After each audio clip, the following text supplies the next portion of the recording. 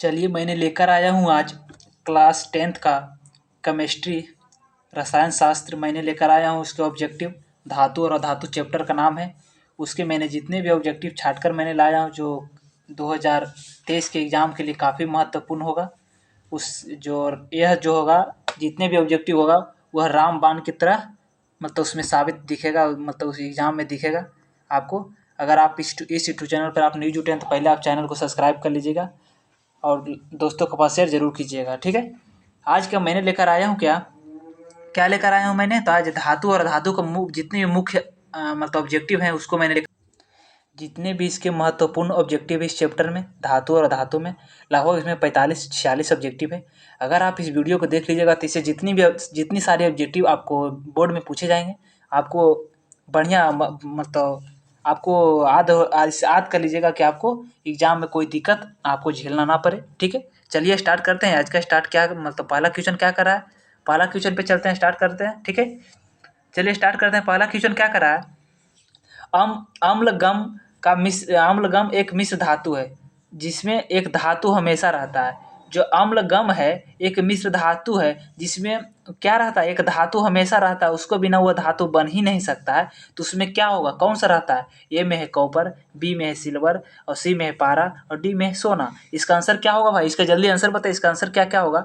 इसका आंसर जो हो जाएगा क्या हो जाएगा, इसका जो आंसर क्या होगा, इसका आंसर जल्दी बताइए। इसका जल्दी आंसर बताइए, इसका क्या क्या आंसर होगा जी, ठीक है। चलिए इसका आंसर क्या होगा, तो इसका आंसर जो जाएगा क्या हो जाएगा, पारा। पारा के बिना जो है अम्लगम होता है मिश्र धातु, एक अम्लगम क्या है, एक मिश्र धातु है जो बिना पारा का वह कभी बन ही नहीं सकता है। वह हमेशा उसमें पारा की मात्रा छोड़ा जरी मनी काहे ना हो, थोड़ा सा काहे ना हो, मगर उसमें रहना बहुत जरूरी है, ठीक है। मतलब पारा का बहुत जरूरी है अम्लगम में रहना, ठीक है। अम्लगम क्या है, तो एक मिश्र धातु है, ठीक है। चलिए क्वेश्चन नंबर 2 पे चलते हैं। क्वेश्चन नंबर 2 क्या कर रहा है, क्वेश्चन नंबर 2 कर रहा है निम्न में से कौन सा पदार्थ ऑक्सीजन से संयोग से नहीं बनता है। मतलब कौन सा ऐसा पदार्थ जो है ऑक्सीजन के संयोग से नहीं बनता है, तो इसका आंसर बताइए। ए में है तांबा, बी में है गोल्ड, सी में है जिंक और डी में है पोटेशियम। तो इसका आंसर क्या होगा, इसका आंसर जल्दी जल्दी बताइए। इसका आंसर क्या होगा, इसका जो आंसर हो जाएगा क्या हो जाएगा, तो इसका आंसर जो हो जाएगा क्या हो जाएगा, गोल्ड। क्या हो जाएगा, गोल्ड।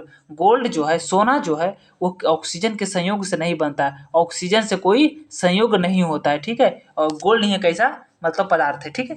क्वेश्चन नंबर चलते हैं 3 पे। क्वेश्चन नंबर 3 क्या कहता है कि कौन जो होता है विद्युत का सर्वोत्तम सुचालक होता है। इसका आंसर आप जल्दी बताइए। इसका आंसर आप जल्दी बताइए, तो इसका आंसर क्या होगा, तो कौन सा जो मतलब विद्युत का मतलब सर्वोत्तम सुचालक होता है, अच्छा सुचालक होता है, कौन सा ऐसा पदार्थ है। तो इसका कौन आंसर हो जाएगा, ए में है सीयू कॉपर, या बी में है एजी और सी में है एल्युमिनियम और डी में है एफई। तो इसका आंसर क्या होगा, तो इसका क्या हो जाएगा आंसर, आर्गन। क्या होगा, आर्गन। आर्गन जो है विद्युत के सर्वोच्च सुचालक मतलब सुचालक पदार्थ माना जाता है, ठीक है। विद्युत के मतलब विद्युतम के जो होता है सर्वोच्च मतलब सुचालक पदार्थ कौन है, तो आर्गन है, ठीक है।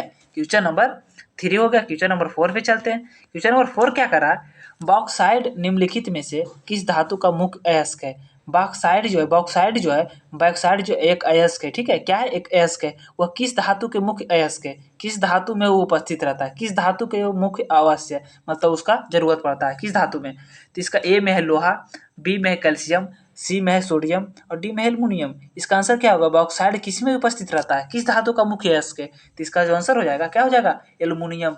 बॉक्साइड जो है एल्युमिनियम का एक मुख्य मतलब अयस्क है, ठीक है। क्वेश्चन नंबर 4 का डी आंसर करेक्ट हो जाएगा, ठीक है।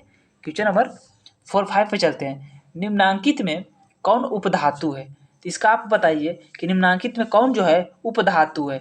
ए में है एफई, बी में है सीयू और सी में है Ni और डी में है Sb। तो इसका आंसर क्या हो जाएगा, निम्नलिखित कौन सा उपधातु, इसका उपधातु कौन है, इसमें कौन सा है जो उपधातु है।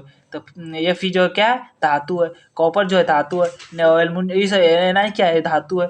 और Sb क्या है, Sb क्या है, यह एक उपधातु है, ठीक है। जो डी इसका करेक्ट आंसर हो जाएगा, 5 का डी आंसर करेक्ट हो जाएगा, ठीक है। क्वेश्चन नंबर चलते हैं अगला पे। क्वेश्चन नंबर अगला क्या कर रहा है, क्वेश्चन नंबर अगला कर रहा है शुद्ध सोना को व्यक्त किया जाता है। शुद्ध सोना जो होता है कितने मतलब शुद्ध सोना कितना मतलब कैरेट, जो शुद्ध सोना होता है वह व्यक्त किया जाता है कितने कैरेट में होता है, शुद्ध सोना कितने कैरेट होता है।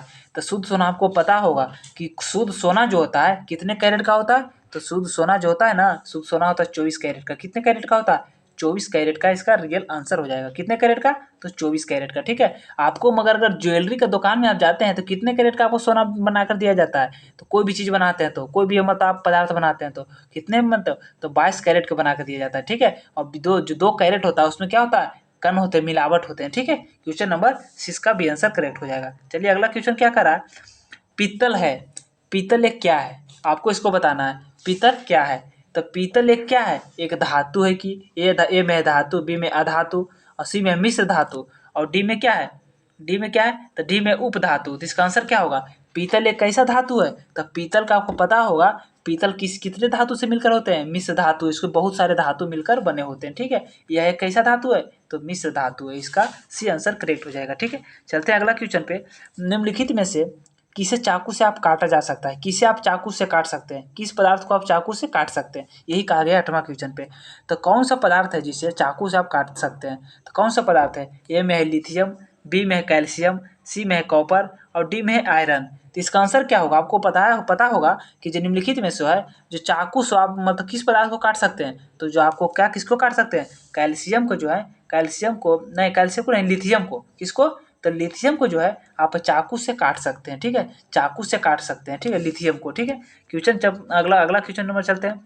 9 नंबर का क्वेश्चन क्या कर रहा है? निम्नलिखित में कौन सा आयनिक यौगिक है? यह क्या कर रहा है? निम्नलिखित में कौन सा जो आयनिक यौगिक है? ए में CH4, बी में CO2 और सी में CaCl2 और डी में NH3। तो इसका आंसर क्या होगा? इसका आंसर जल्दी बताइए, इसका आंसर क्या होगा? तो इसका आंसर हो जाएगा क्या? CaCl2। CaCl2 जो है एक आयनिक यौगिक है, ठीक है। क्वेश्चन नंबर 9 का सी आंसर करेक्ट हो जाएगा। अगला क्वेश्चन पे चलते हैं। निम्न में से कौन सा धातु है? निम्न में से जो कौन अधातु? ए में Fe, सी में बी में सी और सी में Al और डी में Au। तो इसका आंसर क्या होगा? कार्बन जो है कैसा धातु है? कार्बन जो है एक अधातु है, ठीक है। कार्बन क्या है? एक अधातु है, ठीक है। कि इसका बी आंसर करेक्ट हो जाएगा, ठीक है। चलते हैं 11वां नंबर क्वेश्चन पे। 11वां नंबर क्वेश्चन क्या कर रहा है? सक्रियता श्रेणी में हाइड्रोजन के जो ऊपर के धातु होते हैं कौन होते हैं? सक्रियता श्रेणी में हाइड्रोजन के ऊपर के धातु को क्या कहते हैं? ए में है अम्लों से अभिक्रिया कर हाइड्रोजन आयन बनाते हैं और बी में है अम्लों से आयनित होकर हाइड्रोजन गैस बनाते हैं, सी में साधारण ताप पर जल से अभिक्रिया करते हैं और डी में इनमें से कोई नहीं। तो इसका आंसर क्या होगा? तो इसका आंसर क्या होगा? तो इसका आंसर आपको पता है, इसका आंसर क्या होगा? तो इसका आंसर हो जाएगा बी, अम्लों से अभिक्रिया कर हाइड्रोजन गैस बनाते हैं। कैसा बनाते हैं? अम्लों से अभिक्रिया कर कैसा बनाते हैं? हाइड्रोजन गैस बनाते हैं। आपको अभिक्रिया में आपको पता होगा कि जब कोई चीज़ अभिक्रिया होता है तो कौन सा गैस होता है? हाइड्रोजन गैस ऊपर उड़ता है, ठीक है। क्वेश्चन नंबर 11 का बी आंसर करेक्ट हो जाएगा। चलते हैं क्वेश्चन नंबर 12 पे चलते हैं। उच्च विद्युत धनात्मक एवं धनात्मकता के कारण धातु का परमाणु बनाते हैं। जो उच्च विद्युत धनात्मकता है के कारण धातु का परमाणु बनाते हैं, क्या बनाते हैं? जो क्या ए में धनायन, बी में ऋणायन और सी में उदासीन और डी में सहसंयोजक बंधन। तो इसका आंसर क्या हो जाएगा? इसका आंसर हो जाएगा धनायन बनाते हैं, ठीक है। कैसा बनाते हैं? धनायन बनाते हैं। 12 का आंसर करेक्ट हो जाएगा। 13 नंबर क्या करा? धातु के ऑक्साइड सामान्यता होते हैं। धातु के ऑक्साइड सामान्यता क्या होते हैं? धातु में जो होता है क्या ज़्यादातर होता है? अम्लीय होता है कि क्षारीय होता है कि वैधर्मी होता है कि उदासीन होता है? इसका आंसर बताइए। इसका आंसर क्या होगा? धातु जितने प्रकार होते हैं, धातु ज़्यादातर क्या होते हैं? कैसा होते हैं? क्षारीय होते हैं, ठीक है। धातु कैसा होते हैं? क्षारीय, अधिकांश क्षारीय होते हैं, ठीक है। 13 का बी आंसर करेक्ट हो जाएगा। चलते हैं अगला क्वेश्चन पे। अगला क्वेश्चन 14 नंबर क्या कर रहा है?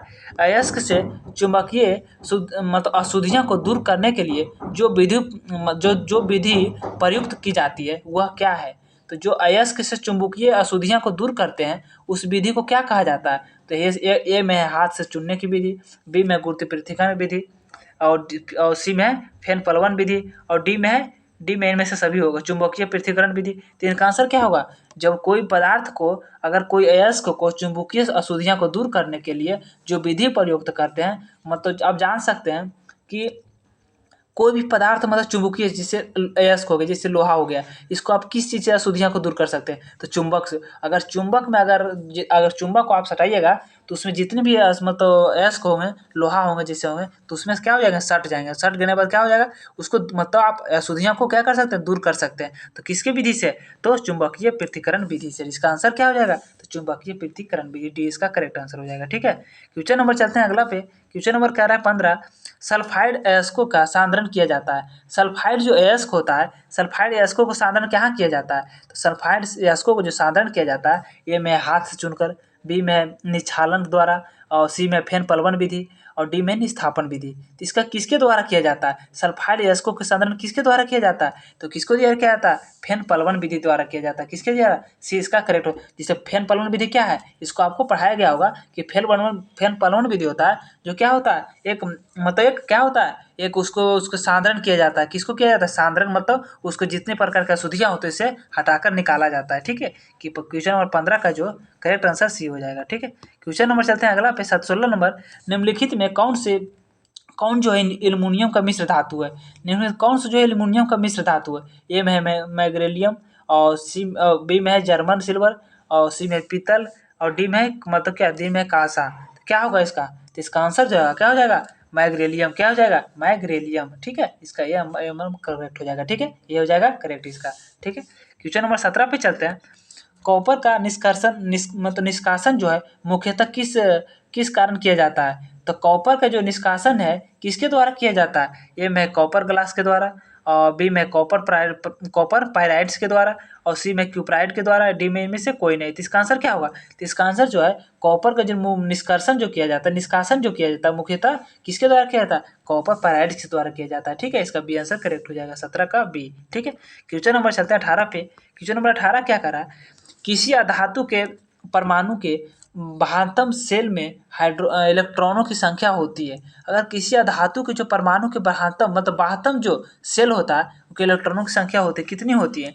ए में 1 2 3 या 4 और बी में 2 3 4 या 5 और सी में 4 5 6 7 या 8 और डी में 4 5 1 या 2। तो इसका आंसर क्या हो जाएगा? तो इसका आंसर हो जाएगा क्या? 4 5 6 7 8। ठीक है, इसका सी आंसर करेक्ट हो जाएगा। ठीक है, इसका किस आंसर से करेक्ट हो जाएगा? तो सी इसका करेक्ट हो जाएगा। 4 5 6 7 या 8 होगा। ठीक है, क्वेश्चन नंबर चलते हैं 19 पे। साधारण गंधक जो होता है, साधारण गंधक किस आणविक रूप में पाया जाता है? साधारण गंधक जो है किस आणविक रूप में पाया जाता है?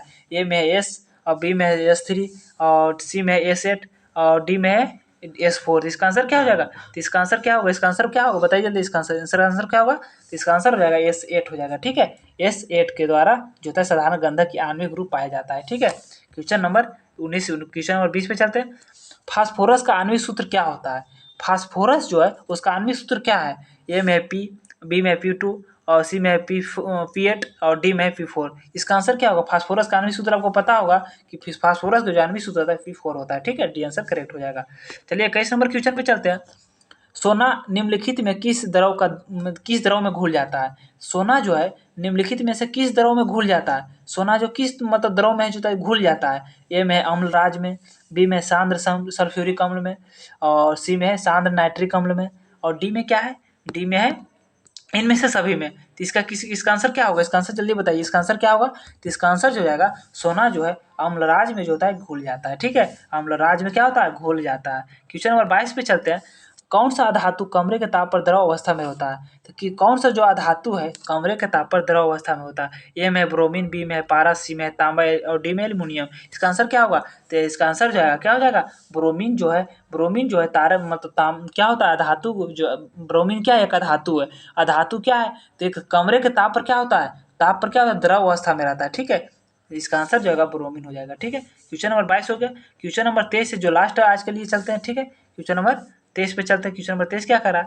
सीसा और टीन के मिश्र धातु को कहते हैं। सीसा और टीन को मिश्र धातु को क्या कहा जाता है? इसका आंसर आप जल्दी बताइए और कमेंट बॉक्स में बताइएगा कि मैंने 23 को ऑब्जेक्टिव में आप कितने ऑब्जेक्टिव का आप सही किए हैं। आपकी जीती उसी हिसाब से आप तैयारी आपको करना होगा 2023 के एग्जाम के लिए। मात्र सिर्फ कितने महीना बचा है आपको? आपको बचा है 3 से 4 महीना बचा है। ठीक है, जो आपको 3 से 4 महीना बचेगा उसी का आपको बेहतर तैयारी करने का टाइम होता है। ठीक है, जो आप 450 लगभग आप 450 लगभग पार कर सकते हैं। ठीक है, आप इस वीडियो में कितना ऑब्जेक्टिव को आप सही किए हैं उसका आप हमारे कमेंट बॉक्स में जरूर बताइएगा कि इतना ऑब्जेक्टिव सही किए हैं। ठीक है, अब चलिए स्टार्ट कर। लास्ट क्वेश्चन क्या कह रहा था? सीसा और टीन के मिश्र धातु को क्या कहते हैं? इसका आप कमेंट बॉक्स में जरूर बताइएगा। ठीक है, सीसा और टीन के मिश्र धातु को क्या कहा जाता है?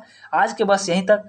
मैंने अगले वीडियो में लेकर आया हूँ 23 से लेकर 44 तक। ठीक है, उसमें जितने भी सारे ऑब्जेक्टिव है इस चैप्टर से सारे ऑब्जेक्टिव रिलेटिव है उसी को मैं लेकर आया हूँ। ठीक है, अगली वीडियो मिलूंगा। ठीक है, चलिए आज के बस यहीं तक।